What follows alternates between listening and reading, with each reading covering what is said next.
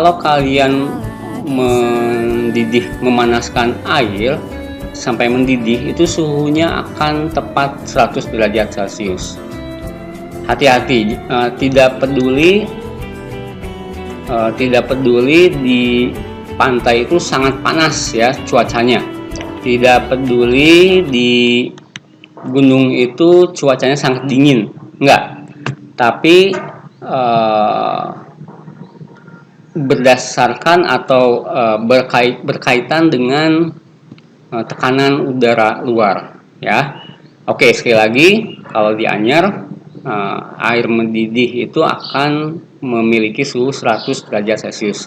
Sebaliknya, kalau di Gunung Salak karena ketinggiannya lebih dari pantai, maka tekanan udaranya P-nya itu kurang dari 1 atmosfer, menyebabkan air mendidih tidak akan mencapai 100 derajat.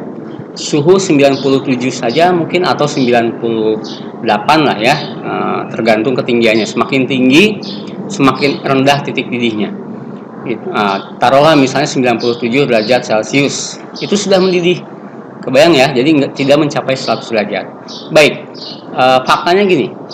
Untuk matang, telur memerlukan suhu dan waktu tertentu. Misal ya, telur ayam petelur itu akan matang jika direbus pada air yang suhunya 100 derajat Celcius dalam waktu 5 menit.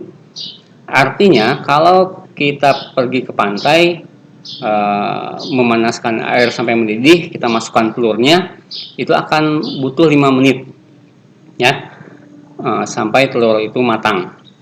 Nah, kebayang kalau kita hiking, naik ke gunung, kemudian sama mendidihkan air, kemudian memasukkan telur, padahal suhunya hanya 97 derajat Celcius, artinya tidak mencapai 100 derajat Celcius. Apa akibatnya? Akibatnya tentu saja telur akan lebih lama matangnya, akan membutuhkan waktu lebih lama sehingga dia matang. Kenapa? Karena ya tadi itu kan, suhunya tidak mencapai 100. Suhu 100 aja butuh waktu 5 menit. Oke, nah kalau suhunya di bawah, berarti ya udah, berarti waktu yang dibutuhkan tentu lebih lama. Lebih cepat matang yang mana? Berarti lebih cepat matang yang direbus di Pantai Anyer, seperti itu ya. Sebagian besar sudah betul, oke jawabannya. Tapi ada juga yang menghubungkan dengan cuaca atau suhu udara, padahal hubungannya dengan tekanan. Jadi karena dipikir di pantai itu suhunya panas, sedang di gunung dingin. Belum tentu juga ya. Pantai misalnya di Jerman itu dingin loh. Sedangkan gunung misalnya di Pulau Sari, Rangkas atau Pandeglang itu cukup panas juga gitu. Nah, artinya sekali lagi tidak berhubungan dengan suhu.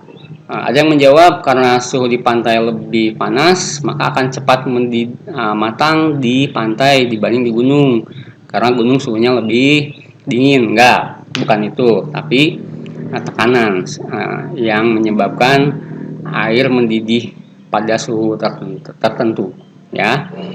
Itu penjelasan singkat. Kalau kalian, mudah-mudahan bisa dipahami. Kalau masih belum dipahami, boleh japri atau silakan tulis di kolom komen di bawah ya. Pertanyaan kedua. Pertanyaan kedua ini banyak yang sudah betul, di mana air di wadah sekalipun ya, kalau wadahnya itu terbuka, itu akan menguap walaupun tidak mendidih ya. Jadi si molekul air kita bisa lihat di sini. Oke. Nah, ini akan berubah wujud dari cair menjadi gas, atau dari air menjadi uap air, seperti itu ya.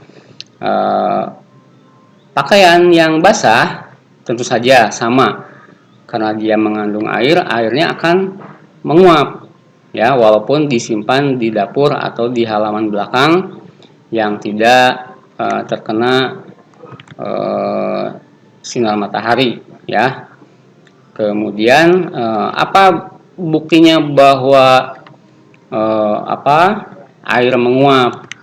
Kalian punya tempat minum, gelas atau mug, isi air, tutup, ya, diamkan seharian misalnya atau semalam, nanti lihat lagi tutupnya di bawah permukaan tutup, ya. Itu nanti akan timbul titik-titik air. Titik-titik air itu merupakan uap air yang berubah wujud lagi menjadi cair, ya, atau mengembun istilahnya. Nah, itu bukti bahwa air menguap walaupun tidak terkena sinar matahari, seperti itu. Kalau ini paham lah, karena jawaban sebagian besar dari kalian itu sudah tepat, ya. Oke, itu saja pembahasan yang minggu kemarin.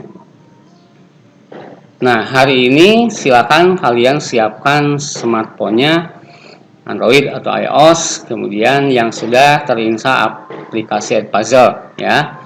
Nanti akan muncul notif di Google Classroom-nya. Jadi kalian pantengin saja Google Classroom-nya. Kalau yang menggunakan komputer atau laptop, yang penting kalian terhubung dengan internet, pantengin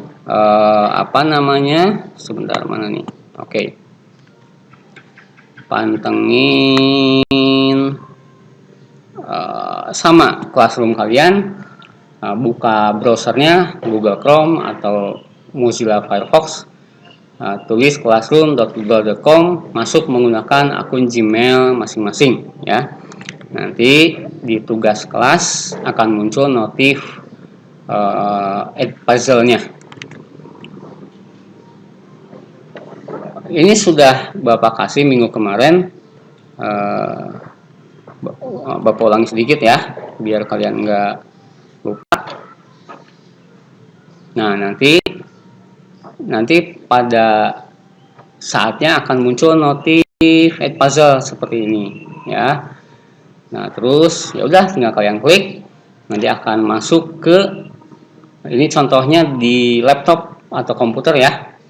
Nah, udah, nanti tinggal diklik Edpuzzle-nya, masuk ke laman Edpuzzle. Kalau di smartphone atau Android nanti akan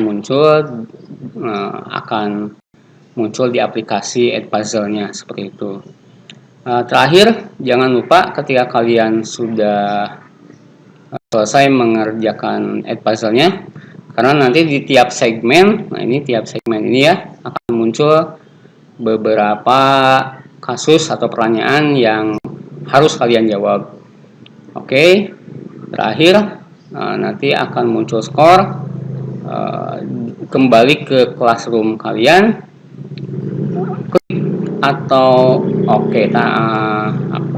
klik, ya, tandai sebagai selesai. Kalau settingannya Inggris, klik mark as done. Kalau tidak, nanti Bapak tidak akan, atau sistemnya tidak bisa memunculkan nilai kalian, seperti itu. Edpuzzle-nya akan muncul jam 1:30, kemudian link absennya akan muncul jam 2. Oke, pertemuan keempat minggu depan kita mulai masuk ke diagram PT, kemudian sifat koligatif larutan, aplikasi di kehidupan, serta perhitungannya. Oke, itu saja pengantar dari Bapak. Terima kasih.